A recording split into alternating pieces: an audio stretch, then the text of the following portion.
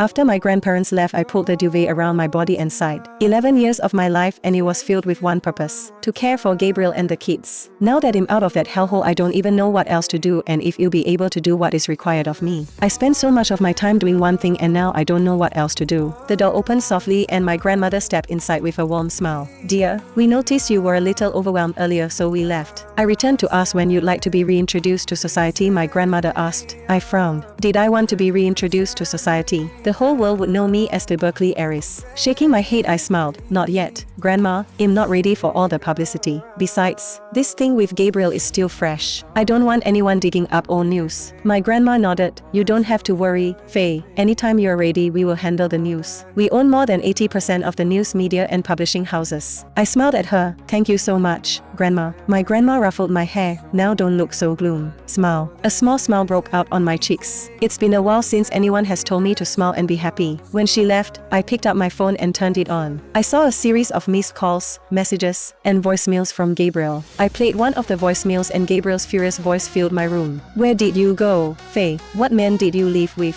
So you're cheating on me? Scoffing. I played the next one. Come back home, you slut. No wonder you've been acting up because you've got a side man. You have some serious explaining to do. The nerve of this guy to accuse me of cheating when he didn't make any commitment whatsoever. I played the next one. Please come back, Faye. I'm so worried. I'm sorry I hurt you and let the kids bully you. You'll do better. Come home so we can talk. You'll get married to you immediately. I stared at my phone and smiled. A few years ago, I would have jumped at his last statement. I would have left this house and ran into his arms, but not anymore. I've realized the hard way that Gabriel had been deceiving me all along. I deleted all the voicemails and proceeded to delete his number when my phone rang. It was Gabriel. My fingers hovered over the answer button and finally I clicked it. Faye. Gabriel's loud voice screeched in my ears. Are you alright, love? Where are you? I'm sorry I didn't take you to the hospital immediately. Lily was in so much pain. I returned to take you, but shut up. I hissed into the phone. There was a quiet pause on the other end of the line, but I knew he was still on call with me because I could hear his uneven breathing. What did you say to me? Gabriel's quiet voice finally came up. I chuckled. I said, shut the fuck up, Gabriel. I didn't ask for any explanation and I don't wanna know. Gabriel sighed over the phone. Faye, it's Gabriel. Where are you? Did you hit your head?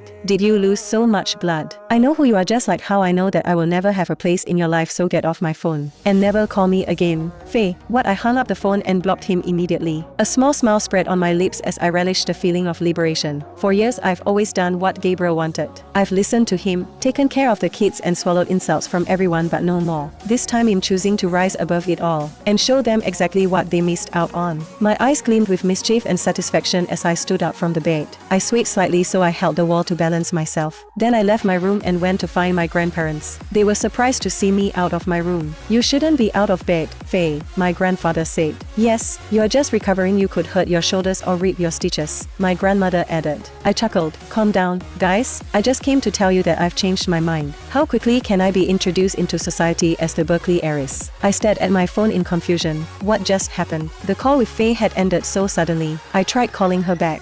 Nothing. I checked my screen. Blocked. She blocked me. I sat on the edge of the bed, still holding my phone. I had left her so many messages and voicemails before, but this time I didn't expect her to pick up. When the call went through, my heart almost stopped. But she didn't sound like herself. She used to get angry with me, yes, but never like that. Never so cold, so bold, so heartless. Who the hell does she think she is? I muttered to myself. I stood up and threw the bedside lamp against the wall. It shattered with a loud crash, but it didn't make me feel any better. She must run off with another man, I hissed. That was the only thing that made sense. That's why she sounded so different, so full of herself. She'll be back, I said under my breath. When he dumps her, she'll come crawling. But even as I said it, something twisted in my gut. That night, I couldn't sleep. I kept tossing and turning. The sheets felt too hot, the room too quiet. My eyes stayed open the whole time. By morning, I looked like hell. I dragged myself to the shower, let the water run over me for a long time. I still felt heavy. I stared at myself in the mirror. My eyes were red, and there were dark circles under them. I did my best to cover them up, but I still looked like someone who hadn't slept in days. When I came out, the kids were already at the table eating cereal. Dad, are you sick?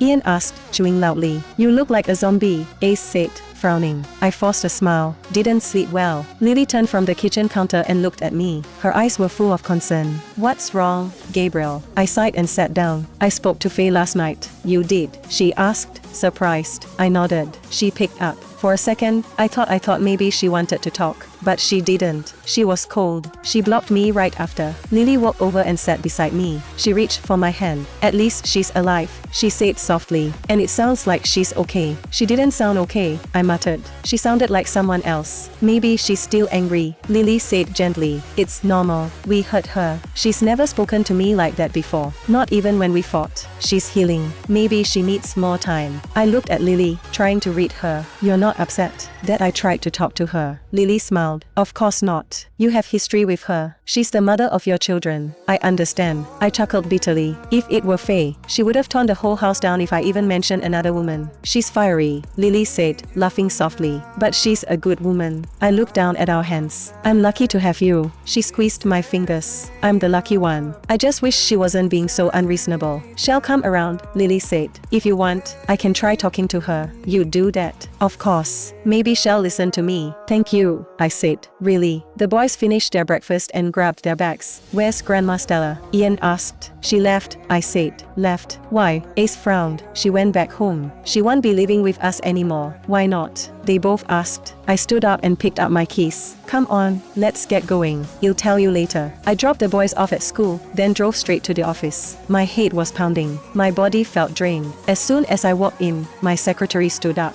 Good morning, sir. You have a meeting with the shareholders in an hour. Thanks, I said. I walked into my office, shut the door, and sat down. I stared at the phone again. I wanted to try calling Faye one more time, even though I knew it wouldn't go through. I dialed. Nothing. Blocked. I slammed the phone on the table. Then it rang. I picked up quickly. Faye. No, it's me, the voice said. The man you called last night. It was the private investigator. I straightened up. What do you have for me? A pause. I can't find her, he said. My fingers clenched around the phone. What do you mean, you can't find her? She's gone, he said simply. No traces. No hotel check-ins. No bank activity. No phone pings. You said you're the best, I snapped. I am. Which is why I'm telling you this. She doesn't want to be found. She planned this. I stayed silent. She disappeared on purpose. Gabriel. I hung up without saying a word. My chest felt tight again. Faye blocked me, vanished, and made sure even a professional couldn't trace her. She didn't want to be found. What was she up to?